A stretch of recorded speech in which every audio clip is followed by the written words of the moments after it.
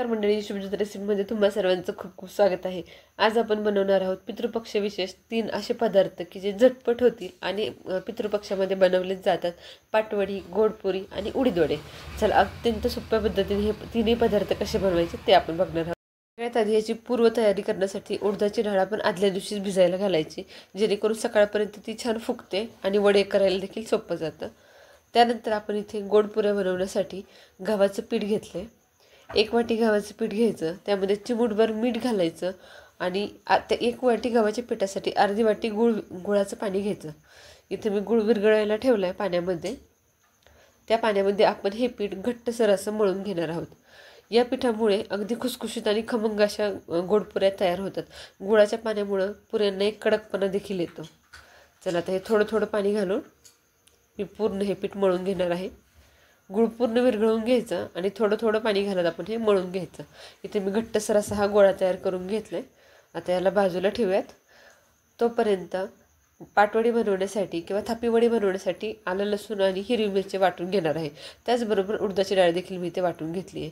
इथे आपलं पीठ तयार आहे, डाळ वाटली आणि वडी बनवण्यासाठी देखील सर्व साहित्य तयार आहे।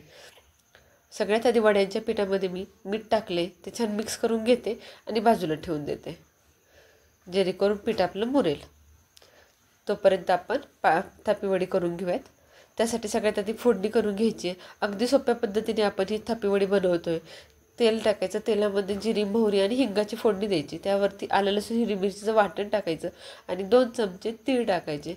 तीळ ऑप्शनल आहेत, तुम्ही टाकले तरी चालेल आणि नाही टाकले तरी देखील चालेल। तिळामुळे वडीला एक खमंगपणा येतो आणि दिसायला देखील छान दिसतात। चला याच्यामध्ये आता हळद टाकायची।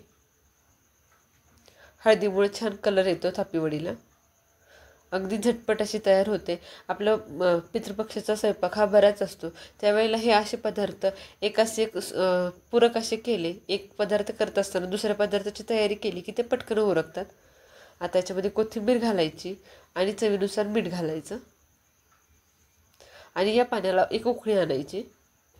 पाण्याला छान उकळी आली की त्यामध्ये आपण हे पीठ घालायचं आहे, बेसन पीठ। इथं साधारण 1 वाटी पाणी आणि त्यासाठी मला 1.5 वाटी पीठ लागले। पीठ आपण अंदाजाप्रमाणे घालणार आहोत, जसं आपली कन्सिस्टन्सी पिठाची होत जाणार आहे, घट्टपणा येत जाणार आहे, त्या प्रमाणामध्ये घालायचे। सर्व गाठी इथे आपण मोडून घ्यायच्या आहेत। चला इथे मला 1.5 वाटी पीठ लागले 1 वाटी पाण्यासाठी। हे सर्व छान मिक्स करून घेते। अगदी घट्टसर असा त्याचा गोळा तयार होतो। हा गोळा तयार झाला की याच्यावरती झाकण टाकायचं आणि 5 मिनिटं आपण याला वाफ द्यायची आहे। याला वाफ बसते तोपर्यंत एका ताटलीमध्ये तेल घ्यायचं, तेल लावायचं पूर्ण ताटलीला, जेणेकरून आपल्याला वडी याच्यामध्ये थापायला आणि पाडायला सोपी जाईल। गॅस मी बंद केला आहे। एक 10 मिनिटं झालीत। 5 मिनिटं मी हे वाफवून घेतले आणि 5 मिनिटं त्याला थंड करून घेतले। तरी देखील पीठ आपलं भरपूर गरम आहे। ते ताटलीमध्ये काढायचं आणि थोडंसं ते आपण थापून घ्यायचं। हाताच्या सहाय्याने थापता येणार नाही, कारण ते खूप गरम आहे। आपण एक वाटी घेणार आहोत, वाटीला तेल लावून घ्यायचं आणि त्या वाटीच्या सहाय्याने एकसारखं असं पीठ आपण थापून घ्यायचं आहे। अशा पद्धतीने अतिशय चविष्ट अशी ही थापीवडी तयार होते। पितृपक्षाऐवजी एरवी देखील तुम्ही खायला ही वडी केली तरी देखील खूप छान लागते। चला आपली वडी छान थापून झाली आहे। कडा एकसारख्या हाताने करून घ्यायच्या आणि याच्यावरती खोबरं किसून घ्यायचं। सुकं खोबरं किंवा ओलं खोबरं, कोणतंही खोबरं तुम्ही याच्यावरती किसू शकता। खोबरं वडीला छान लागावं म्हणून हाताच्या साह्याने असं प्रेस करून थापून घ्यायचं, जेणेकरून खोबरं पूर्ण वडीला लागेल आणि ते निघणार नाही। चला वडी आपली थंड होती आहे, वडीचं पीठ, तोपर्यंत आपण पुऱ्या करायला घेऊयात। पुऱ्या करण्यासाठी आपण जी कणिक भिजवली होती ती छान एकसारखी मळून घेतली। त्याचा अशा पद्धतीने एक उंडा काढायचा, एक गोळा काढायचा आणि पिठीच्या साह्याने लाटून घ्यायचं। मोठी अशी चपाती त्याची लाटून घ्यायची। तेल देखील मी एका बाजूला गरम करायला ठेवले। पिठी लावत लावत त्याचा गोल असा राऊंड शेपमध्ये त्याची चपाती लाटून घ्यायची आणि एका वाटीच्या साह्याने आपण ह्याच्या पुऱ्या पाडायच्यात। तुम्ही या पुऱ्या छोट्या किंवा मोठ्या तुम्हाला जशा हव्यात त्याप्रमाणे तुम्ही पाडू शकता। अगदी मीडियम अशी जाड पोळी लाटायची, खूप जाडही नाही खूप पातळही नाही। तेल आपलं छान गरम झाले। आता याच्यामध्ये आपण ह्या पुऱ्या सोडून घेऊयात आणि दोन्ही बाजूनी छान खमंग होईपर्यंत, लाल होईपर्यंत भाजून घ्यायच्यात। अशा पद्धतीने याच्यामध्ये गूळ असल्यामुळे, गोडीचं प्रमाण असल्यामुळे पुऱ्या अगदी खुसखुशीत अशा राहतात, बराच वेळ त्या कडकही राहतात।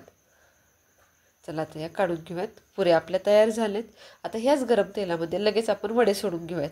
बऱ्याच ठिकाणी पितृपक्षाच्या स्वयंपाकामध्ये ज्या वेळेला वडे केले जातात त्याला होल पाडलं जात नाही.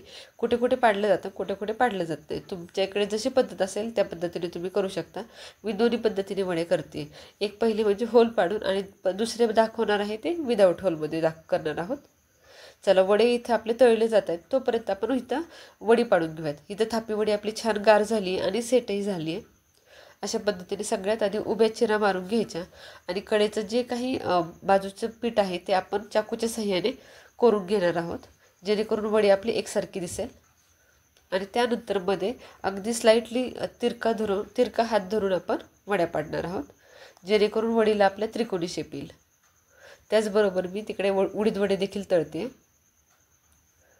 हे बघा इतका छान असा त्रिकोणी त्याचा शेप तयार होतो. चला वडी आपली इथे तयार झाली. इथे उडीद वडे देखील तळून झालेत. हे काढून घेऊयात. आणि जे गोलाकाराचे उडीद वडे आपण बनवणार आहोत ते देखील अशा पद्धतीने मी सोडून घेते. आपण हे मीडियम साईजचे करतोय. खूप मोठे करायचे नाहीत आणि खूप छोटेही करायचे नाहीत. अगदी मीडियम साईजमध्ये मी हे तयार केलेत आणि हे छान तळून घेते. आता आपण हे ताट सर्व करून घेऊयात.